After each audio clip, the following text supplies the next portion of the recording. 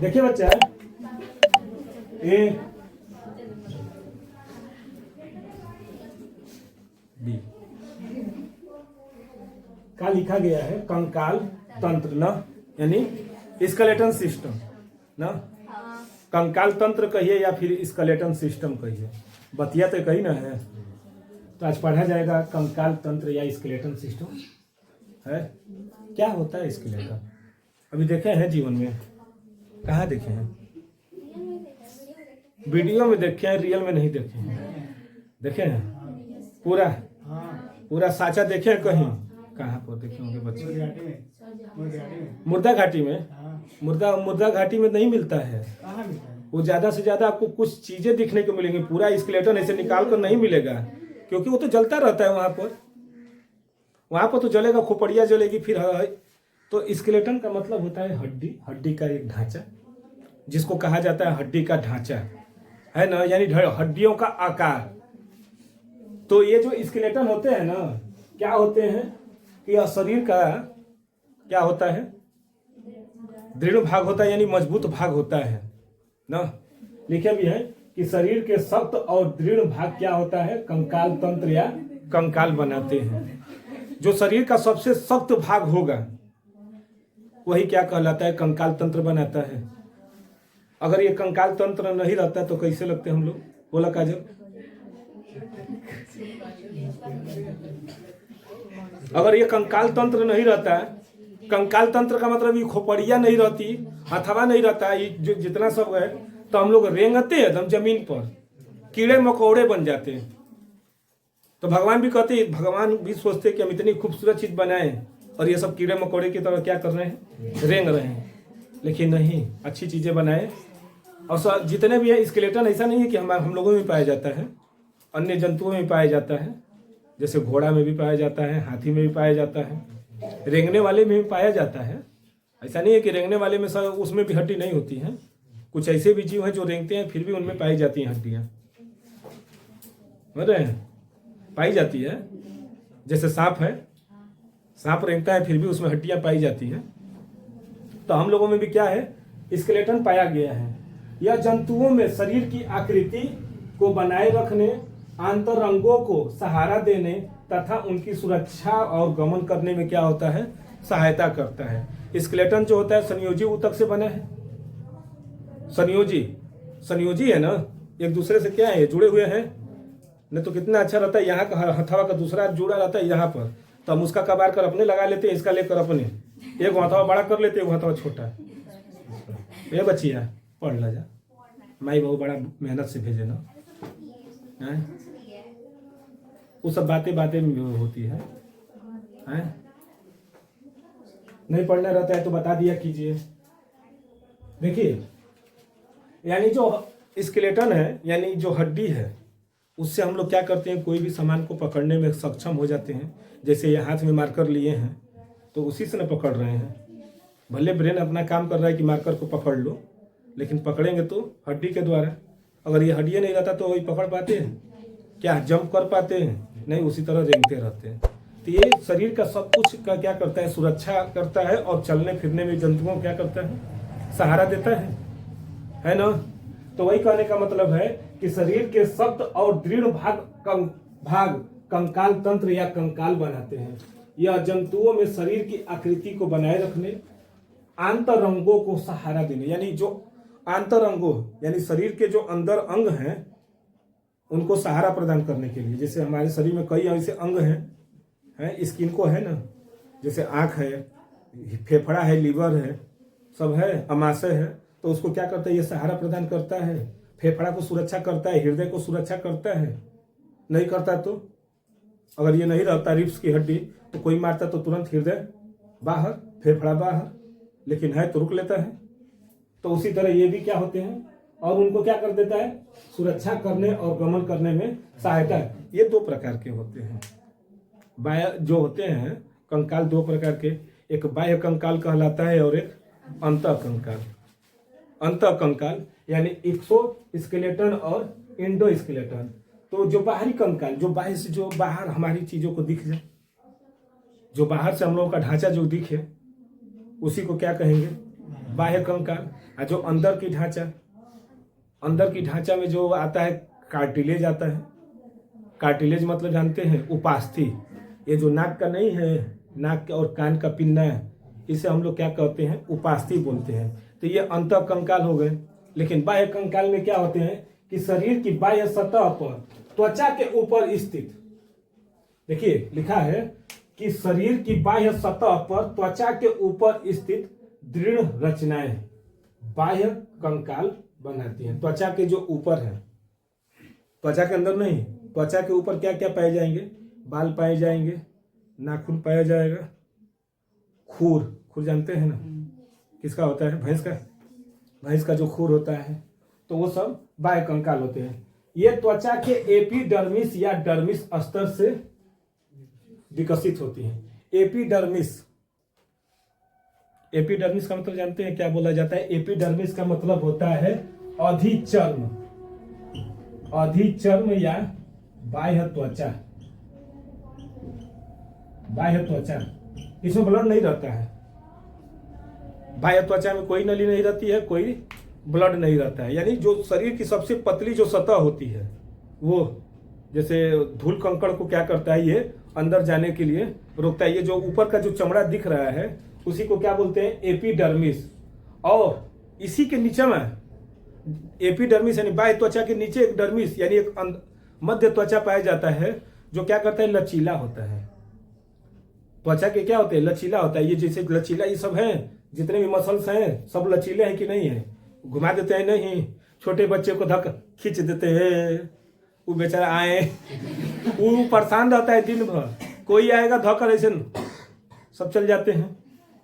वो बेचारा सोचता होगा कि हम भी कहा हम झूठे पैदा हो गए कि जो आ रहा है हमारा गलिए खींच रहा है, और कुछ नहीं उन लोगों का। जैसे लगता है कि अब आगे नहीं बोलेंगे, तो इसी को कहा जाता है। नहीं, अधिचर्म बाह्य त्वचा और डर्मिस होता है, ये भी क्या होता है, त्वचा ही होता है, लेकिन ये कैसा होता है, लचीली होती है, घुमावदार होता है, लचीला होता है, मुलायम होता है। और ये अस्तर से क्या होता है, ये विकसित होता है। यानी यहीं से क्या सब होते हैं, विकसित होते हैं। आर्थ्रोपोडा जंतुओं में बाह्य कंकाल किसका बना होता है, काइटिन नामक पदार्थ का बना होता है, जो पॉलीम्यूकोसैकेराइड से बनता है। और कशेरुकी प्राणियों में बाल, नाखून, खुर, सींग, चोंच, सल्क आदि किसके बने होते हैं, केराटिन या हार्निन नामक पदार्थ का बना होता है। कशेरुकी प्राणी जो होते हैं जो जिनमें रीढ़ की हड्डियां पाई जाती हैं, कशेरुकी प्राणी कहलाते हैं। मतलब जो रीढ़ की हड्डी जिसमें पाई जाती है उसे कशेरुकी प्राणी कहते हैं। और उनमें क्या पाए जाते हैं, बाल पाए जाते होंगे, नाखून भी पाया जाता होगा, खुर नहीं पाया जाता, किस जंतु में पाया जाता होगा, किसी में नहीं पाया जाएगा। सींग पाया जाता होगा, किसी में नहीं पाया जाता होगा। चोंच है, इसके बाद सल्क है, ये सब में क्या होते हैं, आदि में किसके बने होते हैं, तो केराटिन। नाम याद कर लीजिएगा, एक केराटिन। और आर्थ्रोपोडा में कौन चले जाते हैं, काइटिन। नहीं पढ़े हैं, कहते हैं कि इनका बाह्य त्वचा काइटिन की बनी होती है ना, तो वही। अब आता है अंतःकंकाल। तो अंतःकंकाल क्या होते हैं, जो अंदर जो सुरक्षित होते हैं। यानी एक तो होगा उपास्थि और एक क्या हो जाएगा, हड्डी दिखता है क्या, किसी भी जंतु का आप लोग हड्डी देखते हैं, नहीं ना, कैसे देखेंगे? ऊपर से तो त्वचा है, एपिडर्मिस और डर्मिस से क्या है, उसकी हड्डियों को ढका हुआ है। हाँ, कभी कभी कोई रप्पा धोकर काट देगा तो दिख जाता है ना। पुष्पा में आया है, बोला है, पुष्पा में नहीं बोलता है, अगर मेरी भतीजी को कुछ हुआ तो रप्पा काटेंगे। काटता है रप्पा, वास्तव में मूवी बनी है। बहुत जानदार डायलॉग ये बोला है कि अगर मेरी बिटिया को कुछ हो गया तो रप्पा, ये साउथ की भाषा है, रप्पा। तो कहता है कि रप्पा काटेंगे। तो वही मान लेते हैं, कोई ऐसे नहीं होता है कि कहीं कट जाता है तो हड्डी दिखने लगती हैं, चाहे कहीं से कट जाता है तो वहां से जो हड्डियां लग जाती हैं, कहते हैं ना। तो वही जैसे नहीं, यहाँ पर कहीं चोट लग जाता है तो माई कोई बताओ, भगवान तो तन्नी सा खाती के अखिया बचा देना हो, न तो आंखें पर लागत होगा, हड्डी पर चोट लग गई, बताते हैं ना सब। जब वही भयंकर लग जाता है तो हड्डी पर चोट लग जाती है, वही हड्डी कहीं क्रैक कर जाता है, तो वही क्या कहलाते हैं, अंतः कंकाल, यानी शरीर के अंदर पाए जाने वाले कंकाल ऊतक, कार्टिलेज जो होते हैं, उपास्थि होते हैं, अरे हाँ उपास्थि होते हैं, जो कान का ये जो होते हैं, पूरा ये जो साचा है, पिन्ना जिसको बोला जाता है, याद कर लीजिएगा, इंग्लिश का हिंदी पिन्ना, तथा अस्थि से बनी संरचनाएं अंतः कंकाल बनाती हैं। अंतः कंकाल मुख्य रूप से कशेरुकी प्राणियों में पाया जाता है अंतः कंकाल, क्योंकि उनमें उपास्थि और अस्थि दोनों पाए जाते हैं। सुने हैं ना, अस्थियों का विसर्जन किया जाएगा गंगा जी में चलकर। इस समय तो प्रयागराज भाई महाकुंभ चल रहा है, तो वहां कोई बतिये नहीं होगा, है ना। तो ये तो समझ में आया कि कंकाल किसे कहते हैं, और कंकाल के प्रकार में दो तरह के कंकाल है, एक बाह्य कंकाल और दूसरा अंतः कंकाल। बाह्य कंकाल जो हमको दिख जाए, बाल, नाखून, खूर, सींग, सल्क, ये सब दिख जाते हैं। और एक आता है क्या बोलते हैं अंतः कंकाल, तो वो अस्थि और उपास्थि होते हैं। ये तो हो गए। अब इसके क्या देखा जाए, आगे देखा जाए ना इसको। देखिए बच्चा, कंकाल तंत्र के कार्य यानी फंक्शंस ऑफ स्केलेटन सिस्टम ना, कंकाल तंत्र के क्या क्या कार्य हो सकते हैं, तो कई कार्य हो सकते हैं। सबसे महत्वपूर्ण जानते हैं कार्य क्या है, अभी इसमें लिखे नहीं है। ब्लड का निर्माण होता है अस्थि मज्जा में, सबसे बड़ा कार्य तो वो होता है। लेकिन सबसे पहला इसका कार्य क्या है, अवलंबन। अवलंबन का मतलब होता है सपोर्ट, और इस चीज का एक सपोर्ट होता है। जैसे हम लोगों के जीवन में किसका सपोर्ट होता है, बाप का सपोर्ट होता है, मम्मी पापा का सपोर्ट होता है, तभी ना हम लोग आगे बढ़ते हैं। अगर वो लोग न रहे तो हम लोग शायद फिर दर दर के ठोकरे खाते। तो जीवन में माँ बाप का होना जरूरी है। तो उसी तरह हम लोगों के शरीर के लिए समझिए माँ बाप कौन है, हमारी हड्डियां है, हमारी हड्डियां है। फिलहाल आज हड्डियां नहीं आई है ना, ऐसा ही सब बोलेंगे। तो देखिए ये क्या करता है ना कि हम लोग के जो स्केलेटन होता है, हम लोग के शरीर का एक तरह का फ्रेम वर्क है। जैसे एक फ्रेम में कोई साचा बनाकर नहीं रख देते हैं, उसी तरह स्केलेटन हम लोगों के जो ढांचा है उसको क्या कर देता है, बनाकर रख देता है। तो देखिए ये क्या करता है, कंकाल कशेरुकी प्राणियों के शरीर या पंजर यानी फ्रेम वर्क बनाता है, और शरीर अवलंबन प्रदान यानी शरीर को क्या करता है, सपोर्ट प्रदान करता है, जिससे शरीर क्या होता है, सधा रहता है। सदा का मतलब सीधा रहे, सीधा का तो ऐसे थोड़ी ना, ऐसा ही रहेंगे हमेशा। मन करेगा तो नहीं झुकेंगे, भले पुष्पा नहीं झुका, भले वो मार खा जाएंगे, लेकिन कहेंगे झुकेंगे नहीं। तो इतना लतिया देंगे ना मम्मी पापा, मसल कहिए तो पापा के समझ में हम नहीं झुकेंगे, चप्पल कहाँ भरे, एक बात तो मार मार के कर दियो सीधा। तो सदा का मतलब ये होता है ना कि जितनी भी हड्डियां हैं, कि जितने भी अंग हैं, उनको एक तरह का क्या किया है, आकार प्रदान कर दिया है, एक तरह का आकार प्रदान कर दिया है, उसी को सदा कहते हैं। नहीं तो सीधा तो एकदम स्ट्रेट खड़े हो गए। इसके बाद आता है आकृति, शेप। आकृति का मतलब होता है शेप। ये स्केलेटन क्या करता है, हम लोगों के शरीर को एक आकृति भी प्रदान करता है। होता है ना, जिसकी हड्डी बड़ी बड़ी, उसके अंग भी बड़े बड़े, वो लंबे हो जाते हैं 6-6, 7-7 फीट के, कोई 8 फीट का हो जाता है। अब 8 फीट का हो जाएगा तो ऐसे देखना पड़ता है ना, है ना। जो छोटका रहेंगे तो ऐसे देखेंगे, बोल क्या कहते हैं, बोल। जो छोटका रहेंगे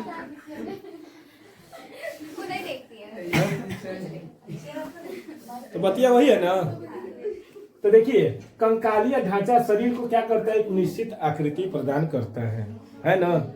ऐसा नहीं है कि हई हथवा का हमारा हड्डियां बड़ा है तो हई हथवा का छोटा हो जाएगा, ये भी क्या होगा, बड़ा होगा ना। तो ये एकदम ऐसे हो जाए, हई हथवा हो जाए तो कैसा लगेगा,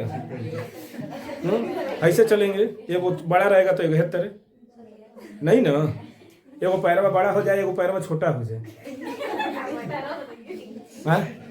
पैरवा का तब इसमें नहीं ना आ पाएगा ना तो ऐसे उठा के तरे इसके बाद और चालों उन लोगों का बदल जाता है।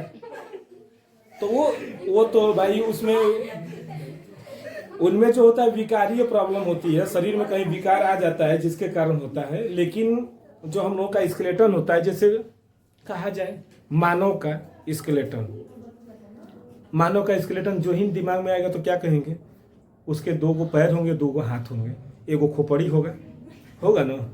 भैंस का कहेंगे तो तो सीधे होगा कि उसका ऐसे होगा, उसका बड़ा भी। हाथी का कहेंगे तो और विशाल होगा। माने हर जीव का स्केलेटन क्या होगा, अलग अलग होगा ना। सांप का कहेंगे तो कहेंगे कि रेंगते हुए वाला आएगा, होगा। मछली का कहेंगे तो मछली की तरह लगेगा। माने हर एक चीज का स्केलेटन अलग अलग है। हम यहाँ पर सिर्फ अभी स्केलेटन पढ़ा रहे हैं, न कि मानव स्केलेटन। अभी उसका नहीं पढ़ा रहे हैं, क्योंकि हम पीछे लिखवाए थे खुर हम मानव में पाया जाता है, रहता तो मानव में खुर और सिंह रहता तो तब तो हथियार की जरूरत नहीं पड़ती। जब मन करता है जब लड़ाई झगड़ा होता है ले मार देने सिंह। तो अभी स्केलेटन के बारे में बता रहे हैं, न कि मानव स्केलेटन। मानव स्केलेटन इसके बाद चलेगा। अभी स्केलेटन का मतलब क्या है वो बता रहे हैं। तो देखिए, इसके बाद आता है सुरक्षा करता है। इसके बाद सुरक्षा यानी प्रोटेक्शन। सबकी अपनी प्रोटेक्शन की जरूरत पड़ती है बच्चा, सबको अपनी अपनी प्रोटेक्शन की जरूरत पड़ती है। जैसे धूप से कोई बचने के लिए एलर्जी होता है तो गॉगल्स लगा लेते हैं, कोई क्रीम पाउडर लगा लेता है। तो हम लोग के शरीर के जो अंदर जो जितनी भी चीजें हैं उनकी भी सुरक्षा की जरूरत पड़ेगी। जैसे फेफड़ा हुआ, दिल हुआ, कलेजा हुआ, अमाशय हुआ, उनकी भी सुरक्षा चाहिए कि नहीं चाहिए। तो उनकी सुरक्षा के लिए भगवान को कहना पड़ा कि इनको भी सुरक्षा दीजिए। तो उन्होंने खूबसूरत चीज बना दिया स्केलेटन। कहे कि हम बना देते हैं और उसी में सब क्या हो जाएंगे, सुरक्षित रहेंगे। तो वही शरीर के कोमल तथा महत्वपूर्ण अंगों की बाहरी आघातों और चोटों से रक्षा करता है। बाहरी आघातों से, अंदर के आघात से नहीं होता है, बाहरी आघातों से क्या करता है, सुरक्षा करता है। कुछ लोग होता है कि कोई फीलिंग होता है, कोई बोलिए से उसको चोट पहुंचा देता है, कहता है हमारा दिल टूट गया, यही बोलते हैं ना। तो दिल कहाँ टूटेगा बच्चा, वो तो पंपिंग का काम करता है। लेकिन लोग बोल देते हैं, गाना भी आ जाता है, दिल जब से टूट गए। तो ये क्या करता है, हृदय जो है सबसे कोमल अंग माना गया है, फेफड़ा भी माना गया है, उसी तरह लीवर को भी माना गया है, कलेजा जिसको बोलते हैं। तो वो सब कोमल अंग है। किडनी भी हम लोगों का क्या है, कोमल अंग है। तो उनकी सुरक्षा करने के लिए चाहिए कि नहीं चाहिए, तो कौन करता है, तो स्केलेटन करता है, यानी हड्डी। जैसे हृदय तथा फेफड़ों की सुरक्षा के लिए कशेरुक दंड पसलियों और स्टर्न इन अंगों के चारों ओर क्या कर लेता है, एक कंडी बना लेता है। ये जो है ना कशेरुक दंड, ये जो जा रहा है रीढ़ की हड्डी, ये चारों तरफ से ये सब मिलकर उसका क्या बना ले रहे हैं, एक कंडी। कंडी का मतलब जानते हैं, पिंजड़ा बना देते हैं। इसी तरह हम लोग की खोपड़िया है, खोपड़िया देखे ना, खोपड़िया के अंदर जितनी भी कोमल अंग है, ब्रेन जिसको कहा जाता है ब्रेन, और स्पाइनल कॉर्ड, न्यूरॉन, ये सब है ना, उसकी भी सुरक्षा कौन करता है, तो खोपड़ी नामक हड्डी करती है ना। जो ब्रेन को हम पिछले वीडियो में पढ़ा चुके हैं, स्पाइनल कॉर्ड को भी पढ़ा चुके हैं वहां पर। लेकिन उसकी इसके बाद क्या करता है, गति और चालन यानी मूवमेंट और लोकोमोशन। देखिए अंतर है ना, मूवमेंट और लोकोमोशन। पेड़ पौधे क्या करते हैं, मूवमेंट कर सकते हैं, अपने जगह से हिल डुल चल सकते हैं, ऐसे ऐसे बस हिलेंगे, हवा आएगी तो हिलेंगे, नहीं आएगी तो नहीं हिलेंगे। नहीं होता है, जब हवा चलती है तो पत्ते उड़ते हैं, है ना। जब हवा चलती है तो पत्ते उड़ते हैं, गिरते हैं, और जब नहीं चलेंगी तो नहीं गिरेंगे, बात खत्म। तो वही यह कंकाल और पेशियों के सहयोग से क्या होता है, संभव होता है। क्यों, क्या क्या करते हैं, गति करते हैं और चलते भी हैं, यानी लोको मूवमेंट भी करते हैं और लोको मोशन भी करते हैं। और इसके बाद एक आता है श्रवण यानी हियरिंग सुनना। किससे सुनते हैं, कानमा से। कर्ण अस्थियां ध्वनि तरंगों को प्रवाहित कर सुनने में क्या करती है, मदद करती है। हम बताएंगे ये कैसे सुना जाता है। कान में जो होता है ना, जो हड्डी पाई जाती है, सबसे छोटी हड्डी पाई जाती है जिसका नाम है स्टेपिज। स्टेपिज नाम जो है सबसे छोटी हड्डी है, और सबसे बड़ी हड्डी जांघ की होती है जिसको कहा जाता है फीमर। लेकिन अभी तो ये बता रहे हैं, अभी आगे बताएंगे कैसे वो काम करता है। कि हड्डी, कान में जो हड्डी है बहुत छोटी हड्डी पाई जाती है, बस ड्रम में कान के पर्दे पर टक टक टक करता रहता है, बजता रहता है। हवा में ऐसे मारिए ना तो आवाज कर रहेगा, ऐसे हिला रहे तो हवा कुछ नहीं, लेकिन अब हाथों ऐसे रख दे और इसके बाद मारे तो आवाज कर रहा है। तो उसी तरह कान के पर्दे पर वो छोटी हड्डियां है ना, थोड़ा सा ये आवाज ये जाता है, बजना शुरू हो जाता है। तो ये तो क्या था फंक्शन ऑफ स्केलेटल सिस्टम। तो 5 है, और आगे देख लेते हैं इसको, इसके और भी फंक्शंस हैं। देखिए बच्चा, 6वां जो नंबर है यानी फंक्शन ऑफ स्केलेटल सिस्टम का जो अगली कड़ी है वो क्या है? रुधिर कणिकाओं का निर्माण अस्थि मज्जा में ही होता है। अस्थि मज्जा में ही रुधिर कणिकाओं का क्या होता है? निर्माण होता है। जैसे ब्लड का कहाँ निर्माण होता है? तो ब्लड बनाने वाला एक बैंक होता है, होना चाहिए ना। तो कौन होता है? तो अस्थि ही होती है। तो यही लंबी अस्थियों के सिरों पर लाल मज्जा गुहा में लाल रुधिर कणिकाओं तथा विशेष प्रकार की श्वेत रुधिर कणिकाएं बनाई जाती हैं।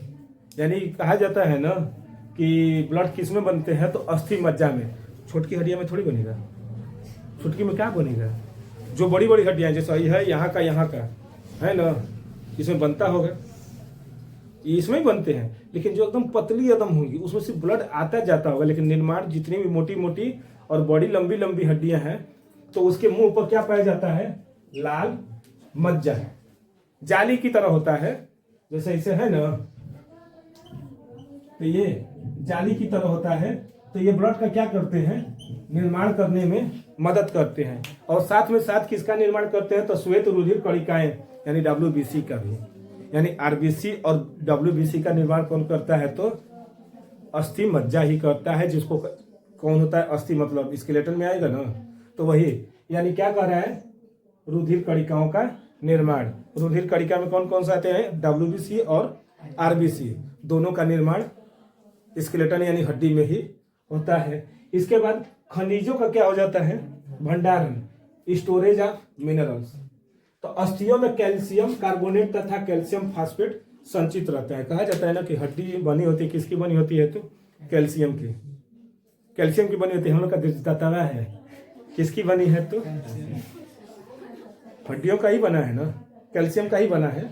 तो शरीर के किसी भी भाग में अगर इनकी आवश्यकता होने पर ये रुधिर में क्या हो जाते हैं? मुक्त हो जाते हैं, रुधिर में चले जाते हैं। जैसे हमको प्यास लगा है, थक गए बोलते बोलते, पानी पिएंगे तो कुछ कमियां महसूस जो हो रही थी वो क्या हो जाएंगी? कम हो जाएंगी। तो कौन करेगा पूरा? तो ये जाकर कहाँ मिल जाते हैं? रुधिर में। और रुधिर में जब मिल जाएंगे तो हमको वो कमी खत्म हो गई। जैसे दवा ववा खाते हैं ना, खोपड़िया दर्द कर रहा है लेकिन पेटवा में गया है तो वो जाकर ब्लड में मिल जाता है। अब ब्लड का काम है चारों तरफ संचय करना है, चारों तरफ घूमना है, तो वो सही हो जाता है। नहीं तो हड्डियां यहाँ का टूटा रहता है और दवाइयाँ खाते हैं तो पेटवा में नहीं जाता है, तो हड्डियां कैसे जुड़ जाता है और कैसे इसका दर्दिया खत्म हो जाता है? नहीं ना होना चाहिए। तब तो यहाँ पर टूटा था तो यहीं पर एक चीर फाड़ करके जगह दवाइयाँ डाल के चुपचाप ओके रख ले रहा। रोज रोज वही करते, भाई इसको दर्द नहीं, हमको हाई काहे के दर्द कर रहा है और सब काहे सहेंगे? तो वो सब काम कौन करता है? तो ब्लड। क्योंकि ब्लड क्या है? चारों तरफ खोलता रहता है। खोलने का मतलब चलता रहता है। हो रहे हैं ना, हम लोग की बॉडी का जो टेम्परेचर है 37 डिग्री सेंटीग्रेड है ना, तो गर्म है ना है। गरम गरम मांस देखिए, महसूस होता है कि गर्म है। एक ताज़ा मांस देखिए, एक 2 दिन का बाद वाला पहले का देखिए, वो ठंडा रहेगा, एकदम गर्म रहेगा। जैसे मछली काटते हैं ना सब, तो जो ताज़ा मछली रहती है गर्म लगेगा और जो ठंडी मछली रहती है बर्फ़ की तरह लगता है। उसको बर्फ़ में स्टोर करके रखा जाता है। तो ऐसी नहीं बात है। अब देखिए अगली आती है ना, जो अगली कड़ी है, कहाँ कहाँ अस्थियां पाई गई सब बता दी। एक जगह बच गया था, कहाँ पर? ब्रीथिंग, श्वासोच्छ्वास है ना। यहाँ पर लैरिंग्स की उपास्थियां। लैरिंग्स कहाँ पाए जाते हैं? तो देखिए ऐसे जैसे फेफड़ावा में आता है नीचे से ही ऐसे लगा रहता है गर्दनिया में, ऐसे ऐसा ही है जो है ना है। तो यहाँ पर देखिए ऐसे घुमावदार हैं, घुमावदार उपास्थियां पाई जाती हैं। देखिएगा घुमावदार यहाँ पर कई इसके होंगे, 1 2 3 ऐसे करेंगे ना तो सब ऐसे ही लटके होंगे। ये उपास्थियों के बने होते हैं। यहाँ पर जो है ना है नहीं होता है, घूम जाता है। इसको दबा कर बोलिए, बोलने पाएंगे? जितना बोलेंगे उतना ये वजह क्या होगा होगा ना। इसको दबाते हुए अगर किसी को परेशान कुछ बोलना है तो इसको दबाते रहिए और बोलते रहिए, आवाज बदल जा रही है। ये सब घर पर भी कभी कभी एक्सपेरिमेंट किया जाता है, सब टीचर ही बताएगा घर पर भी। जैसे मम्मी पापा को ही कहिए कि देख मम्मी आज हम कुछ सीख के बनिए, पर आवाज देखो कैसे बदलेंगे। अब बोलेंगे ऐसे ऐसे करते रहेंगे, मम्मी का खाना बनी लिए बोलू तो नहीं, अब उसी में मम्मी कहेगी तू किस तरह बोल ली है।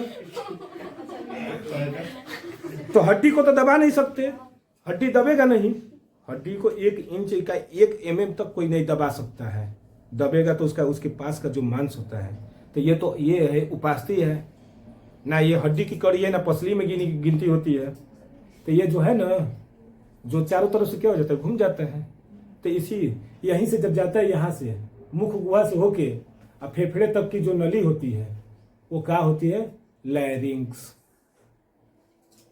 और इसी में क्या बने हैं, गोल गोल वलय की तरह रिंग बने हुए हैं, जो क्या करते हैं, ये जो दोनों आपस में सटे ना, फेफड़े में बता चुके हैं, ये जो नसें होती हैं आपस में सटे ना। जब सटेंगे नहीं तो उसके लिए कुछ बनाने की जरूरत पड़ी, हड्डी को यहाँ पर रख नहीं सकते, तो क्या बनाया गया, उपास्थि, जो क्या है यहाँ मुख गुहा के नीचे से आता है और यहाँ तक घिरा रहता है। उसी को क्या बोला जाता है, लैरिंग्स। और इसमें क्या पाई जाती है, उपास्थि। हड्डी नहीं पाई जाती, यहाँ पर उपास्थि है। ये जीवन पर्यंत देखिए सबसे ज्यादा यही गतिशील होता है। जब भी बोलेंगे तो इसी के द्वारा बोलेंगे, है ना। तो ये हमेशा देखिए मूव करने के लिए भी चाहिए। गर्दन मूव, सोते रहेंगे तब भी मूव करते हैं, पैदा हुए तब से लेके जब तक मरेंगे नहीं तब तक ये मूव करता रहता है ना। सबसे बिजी इंसान है ये शरीर का। इसके बाद आता है ट्रेकिया के उपास्थि में छल्ले। और यही फेफड़ा के अंदर जब ऐसे इधर घूम गया और एक इधर घूम गया, 2 नलियां इधर से घूम गई, तो यहाँ पर छल्ले नुमा क्या पाए जाते हैं, छोटे छोटे छल्ले पाए जाते हैं। वो उसी को कहा जाता है ट्रेकिया के उपास्थि में छल्ले। तथा पसलियां श्वासोच्छ्वास में क्या करती हैं, भाग लेती हैं। जो पसलियां होती हैं सब किस में भाग ले लेती हैं, सांस लेने में, यानी ब्रीथिंग करने में। ब्रीथिंग का मतलब सांस लेना और छोड़ना, आलूम वालूम, आलूम और वालूम। अरे ठेठ भाषा हम लोगों का है, काहे को आलूम वालूम कर रहे हो, यानी अपने आयतन को काहे घटा और बढ़ा रहे हो। बढ़ा लिए, घटा लिए, बढ़ा लिए, घटा लिए, तो आलूम वालूम हो कर लिए, है ना। समझ में आया। तो ब्रीथिंग समझ में आया कि ब्रीथिंग का मतलब क्या, ये जो ट्रेकिया के जो उपास्थि हैं और ये ट्रेकिया के उपास्थि और पसलियां सब क्या करती हैं, श्वसन में भाग लेती हैं। इतना सब कुछ तो बता दिए, क्या स्केलेटन और उसके प्रकार बता दिए और उसके फंक्शंस बता दिए। अगली टॉपिक देखा जाए।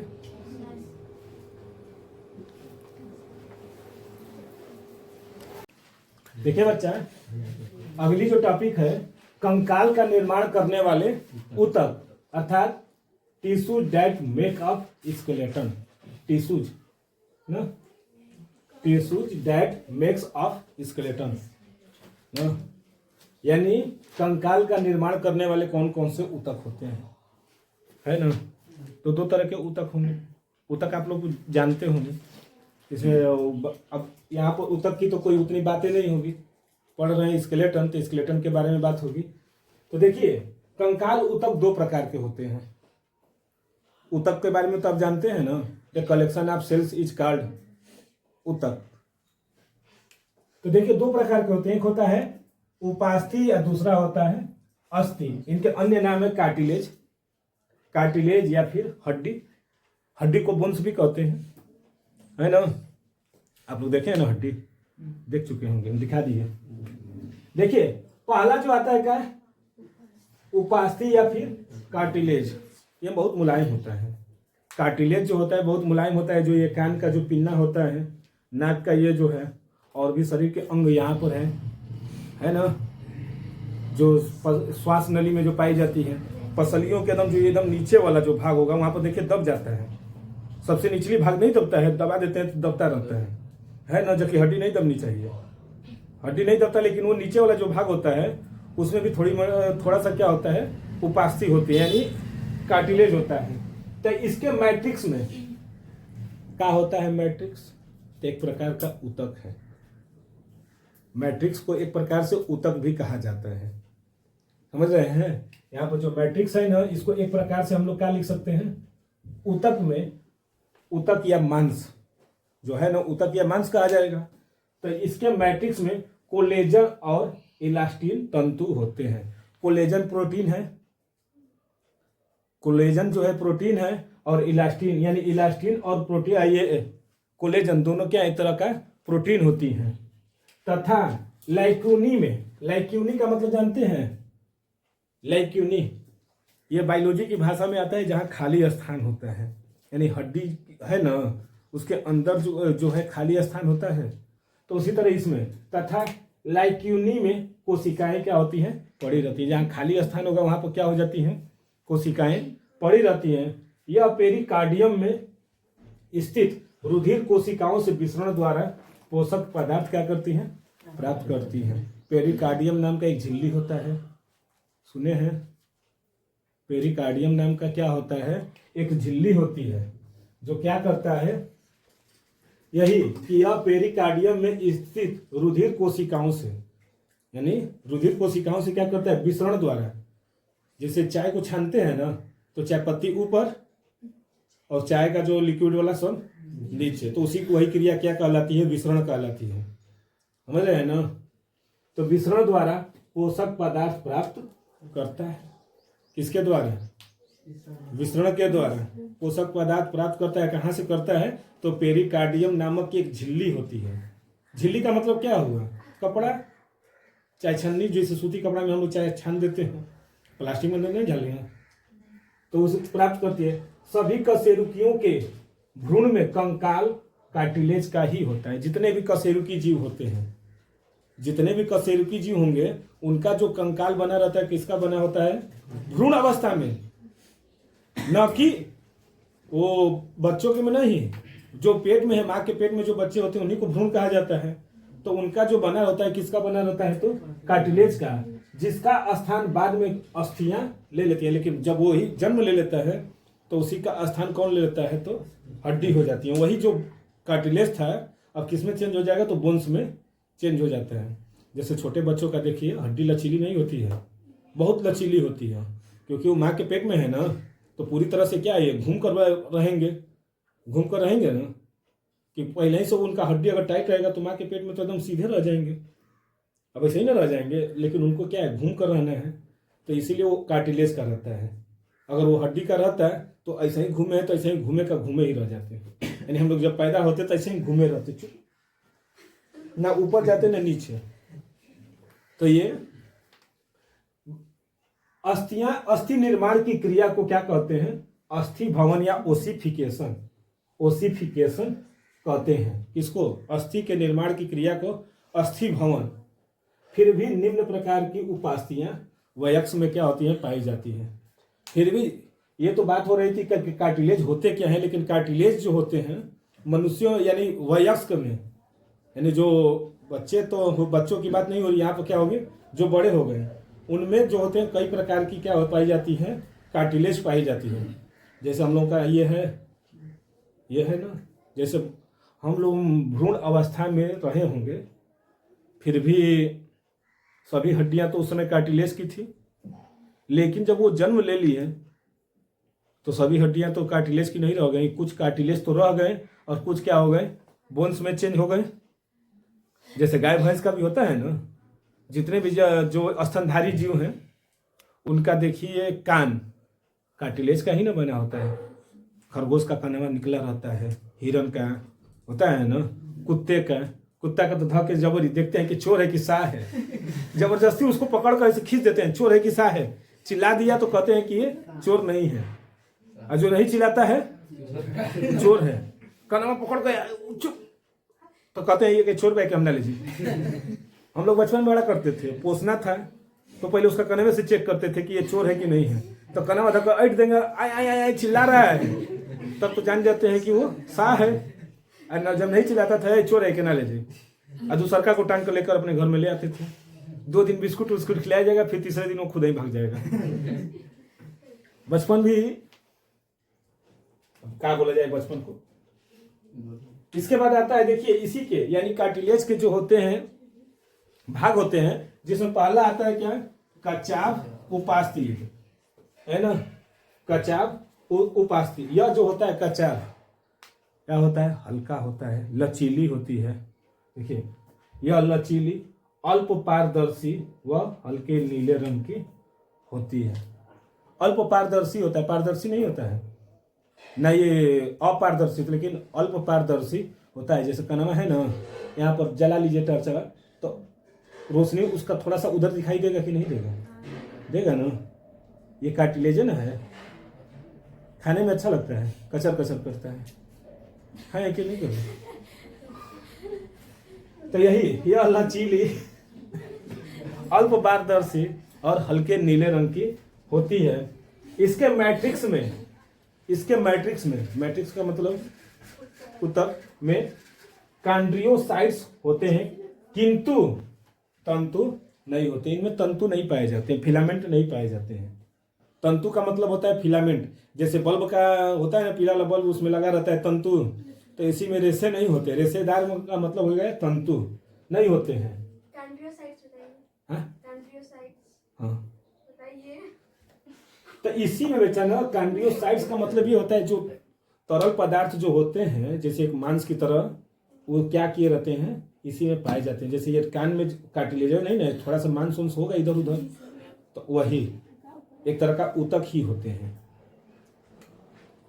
यह स्वर यंत्र जानते हैं, जो अभी पीछे हम बताए हैं, ये यहाँ पर पाए जाते हैं। और कहाँ, श्वास नली में पसलियों के सिरों में क्या होती हैं, मिलती हैं। ये जो पसली है ना, इसके सिरों में, यानी एकदम यहीं पर नीचे, यहीं पर दबाएंगे तो दबता है, तो दबता है ना, दब जाता है, तो वहीं पर ये क्या होते हैं, मिलते हैं। कौन सा है पसली, ये कौन सा है, अस्थि कचाव।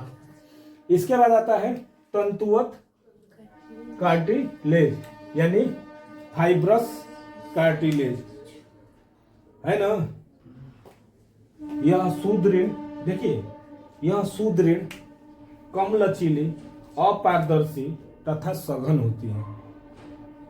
ये कैसा होता है, सुदृढ़ होता है और लचीली कम होती है। इसके बाहर इतना ना ऊतक हो जाते हैं, यानी जो मांस है ना इसको ढक लेते हैं, जिसकी वजह से नहीं दिखाई देता है। जैसे मुर्गे में आप लोग देखे होंगे कि तिकोने की तरह दम रहता है, जब मुर्गा काटता है ना तो सब बनाते हैं तो उसमें पाए जाते हैं, शरीर के अंदर पाए जाएंगे। जो मांस नहीं होता है, कोई खाता होगा, जो मांस उंस खाते हैं तो खाते होंगे, तो उस कार्टिलेज तिकोने की तरह होता है, ऐसे बना रहता है, वो व्हाइट कलर में आता है, होता है, जो खाते होंगे वो जानते होंगे। इसमें सफेद कोलेजन तंतु समांतर पुलों में होती हैं। कोलेजन का मतलब जान गए होंगे कि क्या है, एक तरह का प्रोटीन है जो क्या करता है, समांतर पुलों में, यानी एक तो कैसा पाए जाते हैं, समांतर रहते हैं, पुलों का मतलब जोड़े रहते हैं, यानी ये जो होते हैं इनमें सफेद कोलेजन तंतु समांतर पुलों में, यानी एक धारा प्रवाह जो होता है ना उसी के अनुसार ये चलते रहते हैं। समझ में आया है, कौन कौन सा। सुदृढ़ का मतलब नहीं जानती है, जिसको हार्ड कहते हैं, हार्ड कठोर, है ना। सुदृढ़ मतलब एक होता है दृढ़ या सुदृढ़, तो वही कठोर कहा जाता है। और कम लचीली, लचीलापन इसमें क्या होंगे, कम होते हैं। समझ आया। तो 2 नंबर ना, उसी नंबर देखा जाए। देखिए कार्टिलेज की जो अगली पीढ़ी है, पीढ़ी यानी कड़ी, कौन सा है? लचीली कार्टिलेज। लचीली मतलब सबसे ज्यादा क्या कर लेगा? मूवमेंट कर सकता है ना? ऐसा कौन सा है हम लोग के शरीर का जो सबसे ज्यादा कार्टिलेज को हम लोग मूव करा सकते हैं? कानवा इशारा कर रहा है। क्या है बेटे, ऐसे धो के निमोर चिमोर के रख देते हैं ना, ही जैसे मन वैसे ही कर लेते हैं, नकिया के जैसे मन उतर घुमा देते हैं, होता है। तो इसी को कहा जाता है लचीली कार्टिलेज, यानी जो नाक और कान में जो पाया जाता है ना, उसी में। अच्छा, यहाँ पर एक पाया जाता है एपिग्लोटिक्स, जो भोजन है ना खाने के लिए चाहे सांस नली के लिए पड़ता है।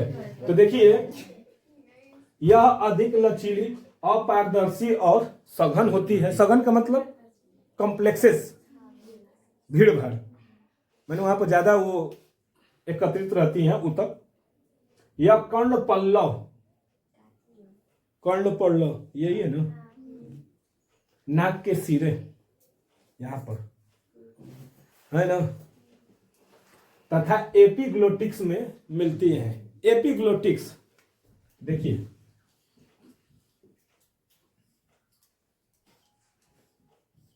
यहीं पर जैसे यहाँ पर है ना, एक सांस नली होती है, तो एक होता है श्वास नली।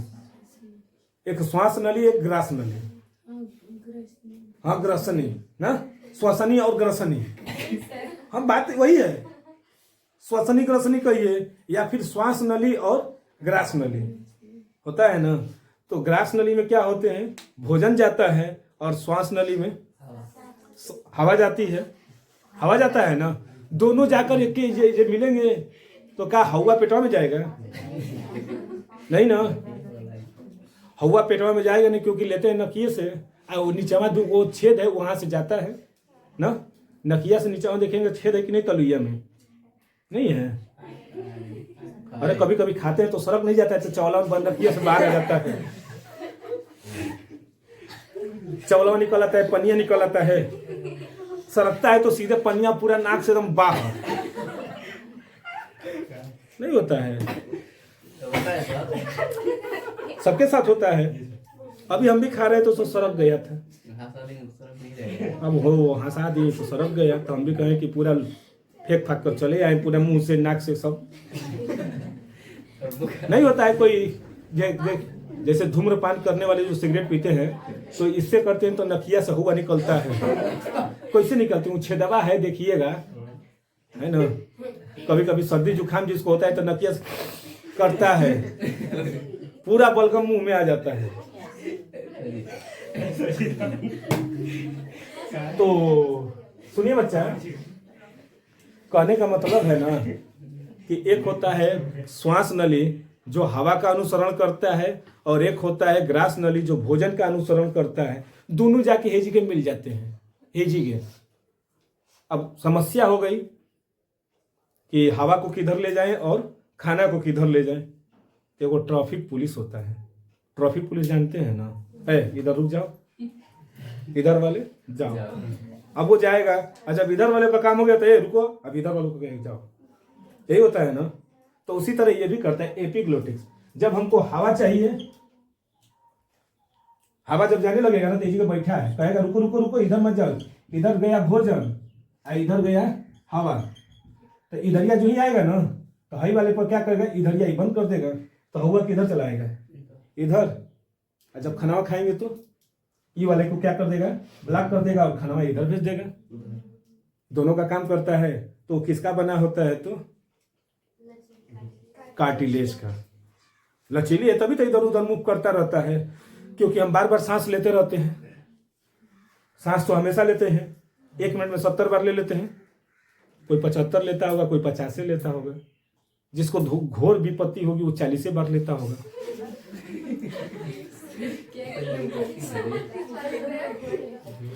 और जिसको ज्यादा होगा, वो जिसको ज्यादा खुशी होगी वो 70 से 75 का 90 चला जाता है खुशी के मारे। तो ऐसे तो वो देखिए, ये सबसे बिजी रहता है। कार्टिलेज में सबसे ज्यादा बिजी कार्टिलेज एपिग्लोटिक्स ही है, क्योंकि ये हमेशा क्या करता है, मूव करता रहता है। हिचकी उचकी आती है ना, यही करवाता है। हिचकिया भी यही करवाता है, नहीं करवाएगा। देखिए कैसे, लोग कहते हैं हिचकी आ गई, कोई याद कर ले बा। बड़ा खुशी हो जाता है कि कोई याद कर ले बा। के याद करी? कोई है याद करने वाला? कोई ना पूछिए। मर गया के बाद तुरंत रह 2 घंटा के अंदर के फूक आके जाके नहींबो करिए ना। अब जानते हैं क्या करेगा? एपिग्लोटिक सवा है ना, इधरिया भोजन लिखे हैं, इधरिया क्या लिखे थे? हवा। हवा के साथ साथ ना। तो देखिए जब इधरिया आएगा होगा तो इधर चला गया, लेकिन कभी कभी हम बतियाते रहेंगे और खाना खा रहे हैं, है ना, खाते समय हिचकी आती है, कभी कभी अचानक आ जाता है। अब खाना खा रहे हैं और बतिया रहे हैं, ये एपिग्लोटिक सब भूल जाता है कि सांस ले रहा है कि खाना खा रहा है। बवाल ये घूमबे नहीं करेगा, कहेगा एक आदमी का करत हम ना घूम, हम घूमबे ना कर तो क्या करेगा? खाना में इधरिया आ जाता है तो फेफड़ा में खाना जाएगा, ब्लॉक कर देगा। ब्लॉक कर देगा ना तो तुरंत कहता है कि अरे ससुरा क्या लेकर आ गए यहाँ पर, खाना लेकर आएगा, मरेगा क्या? तो कहता है कि इसको झटका देना है। तो वही ऐसे चिनाव बजे और ये तीरी की लगातार झटका लग गई हमके। तुरंत पानी पीते हैं। क्यों? क्योंकि चवलवा से भेजा आ गई, लग गई खाना में, पिएगा तो साफ हो जाएगा। जब तक नहीं पानी पिएंगे तब तक पिए रहते हैं। हिचकी तो जब मन के तब आ जाएगा, हिचकी का कौन सी बात है, मुंह बजाना बच जाएगा। और जब खाना जब इधर ही आ जाएगा एक समस्या हो जाती है, बिना खाए भी हिचकी आ जाती है ना। वो एक बवाल है ना, बैठले बैठले हिचकी आ जाती है, कहते कौन याद किलो सरकारी, कौन याद किलो। आप बताइए, इसने खाना आने नहीं दिया, हम चुपचाप बैठे हैं, किसी को सोच रहे हैं, किसी के बारे में सोच रहे हैं। सोचते सोचते ये कहेगा क्या कर रहा है, कुछ कर रहा है क्या है? ये खाना नहीं खा रहा है, सांस भी ढंग से नहीं ले रहा है, ये भूल जाएगा। बस इधरिया क्या चलाएगा? हवा। कहेगा ये देखिए हम जब इधरिया गए थे तो ये हमको जाने नहीं दिया, तो ये कहेगा तुम कहीं हमारे एरिया में आ रहे हो। कहेगा बस इसको भी हल्का सा मारे, न तो अमाशय में जाएगा, अमाशय में हवा जाएगी, पेटवा फूल जाएगा ना, पेटवा फूल कर दम हो जाएगा, इतना बड़ा दम हो जाएगा ना। तो ये भी क्या करता है, बैठे बैठे बिना कुछ खाए पिए भी हिचकी आ जाती है, तो उस समय हवा क्या करने लगता है, ग्रास नली में जाने लगेगा, तो वहीं पर ये क्या करता है, थोड़ा सा हिचकी आ जाती है। समझ में आया? तो ये साइंटिफिक रीजन है, लेकिन बचपन से सिखाया गया है कि हिचकी आई तो कोनो याद किलो से ये याद करी, कोई ना याद करी, बस एक ही आदमी याद करे, वो माई, न तो बाकी सब तो स्वार्थे खाती के जियत है। माई तो सथवे है, तो वही बात है, ज्यादा बोल दिए इस पर। देखिए ये पाचन तंत्र की चीजें हैं, लेकिन हम आप स्केलेटन में आया था एपिग्लोटिक्स, तो हम सोचे कि बता दें, नहीं तो आइएगा पाचन तंत्र में तो इसको और विस्तृत से बताया जाएगा ना। अब इसके बाद आता है कैल्सीकृत कार्टिलेज। कैल्सीकृत कार्टिलेज यानी उसमें क्या है, कैल्शियम होना चाहिए। और जब कैल्शियम होगा तो कठोर होगा कि नहीं होगा? होगा, जाहिर सी बात है, जब कैल्शियम है तो कठोर होगा ही होगा। तो यह बिल्कुल लचीली नहीं होती है, ये थोड़ी सी भी लचीली नहीं होती है, तथा इसके मैट्रिक्स में अपारदर्शी और कैल्शियम के क्या होते हैं, लवण जमे रहते हैं, है ना। यह फीमर जांग की हड्डी होती है, जांग, और ह्यूमरस के अस्थियों पर, उसी के नीचे जो हड्डी होती है पैरों के जो नीचे एक जांग है, उसी के नीचे एक हड्डी है, तो के शीर्षों पर मिलती है, यानी भाई जो ऐसे ये मान लेते हैं, एक ये हड्डी हो गई, एक ये हड्डी हो गई, तो इनके बीच में ये है भाई, वहीं पर क्या होते हैं, मिलते हैं। जैसे कटोरी है दोनों घुटनों में, तो वहां पर देखेंगे तो गिरिश का काम करता है, गिरिश का। यही कार्टिलेज क्या करता है, हड्डी को मूव कराने का काम करता है। ये जो है ना हाथ में, तो ये यहाँ पर है, यही घिस जाता है ना, तो ये बुढ़ौती रोग कहते हैं। बुढ़ौती जब आती है तो यही हड्डियाँ लगता है का चटकने लगता है, उठेंगे तो तड़ तड़ पैरवा बजेगा, होता है ना। तो वही जो है ना, कौन सा है, कैल्सीकृत, यही क्या हो जाता है, कहते हैं कमी होने लगती है तो हड्डियां क्या होने लगती हैं, चटकने लगती हैं, और घुटनों में क्या हो जाते हैं, दर्द हो रहते हैं। तो वही कहा जाता है बुढ़ौती रोग, क्योंकि बुढ़ापा जब आती है तो वही हड्डियों का जो होता है, कहते हैं कि सब लवण जो होते हैं वो कम होने लगते हैं। भाई गिरिस है, जब साइकिल या गाड़ी में गिरिस की कम होती है तो आवाज़ करने लगती है, तो ये तो खैर हम लोगों का है। तो ये भी क्या होता है, कम होता है तो जोड़ों में दर्द होने लगते हैं। समझ में आया। ये तो अभी किसके बारे में बता रहे थे, कार्टिलेज के बारे में। अब बताएंगे बोन्स के बारे में ना।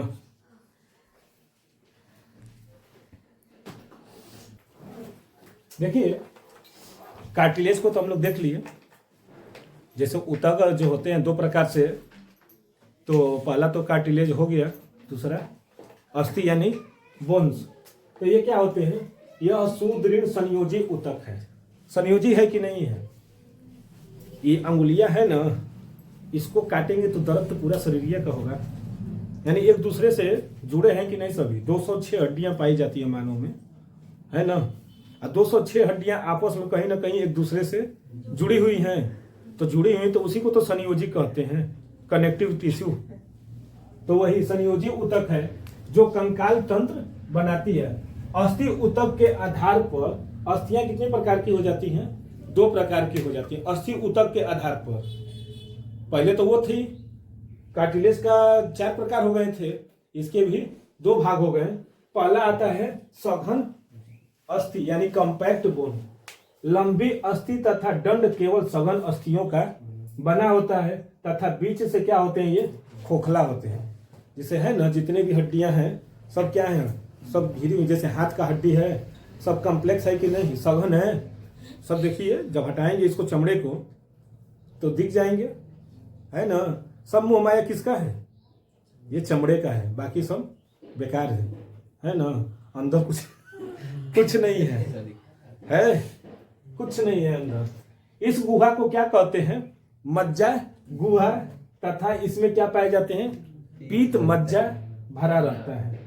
पीत मज्जा जो पीले कलर का होता है, जब हड्डियां काटेंगे ना तो उसमें खोखला जाली की तरह दिखते हैं। जाली की तरह जो होता है उसी में ये दिखते हैं। और एक आता है स्पंजी अस्थि, जैसे मुर्गे का टांग का होता है, लेग पीस कहते हैं जिसको, दोनों साइड से काट देते हैं जो खाने वाले हैं, तो उसके अंदर देखिए तरल पदार्थ भरा रहता है ना। उसको मसाले में तरल पदार्थ से लेकर खींच दीजिए, खींचते होंगे जो खाते होंगे, जो शाकाहारी जो मांसाहारी होंगे तो मुर्गा खाते होंगे, जो मांस मछली, तो हड्डी जब खाते होंगे तो देखिएगा हड्डियां में ना, तो उसमें सब भरे रहते हैं। तो उसी को क्या बोला जाता है, मज्जा। अस्थि के दोनों सिरों पर मज्जा गुहा नहीं होती है।